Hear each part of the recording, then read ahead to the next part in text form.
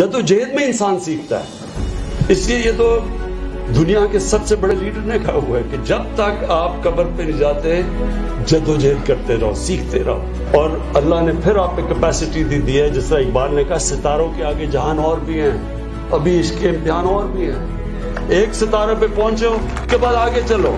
अब मैं आपको ये यकीन दिलाता हूँ, मेरे से ज्यादा टैलेंटेड खिलाड़ी थे, लेकिन फर्क ये था कि मैं पहले क्या मैं पाकिस्तान का बेस्ट ऑलराउंडर बनूंगा, ये मेरा एम था।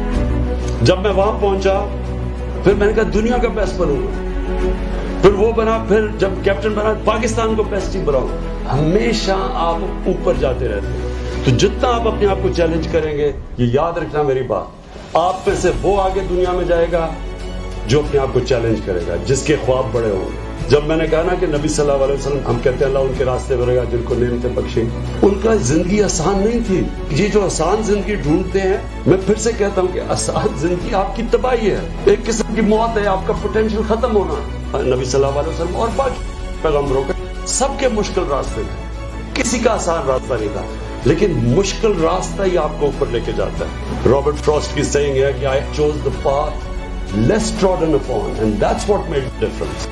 ट्रॉडन पाथ पे तो सारे जा सकते हैं, जो भी दुनिया में ऊपर जाता है वो रास्ता लेता है जो बाकी नहीं जा सकते।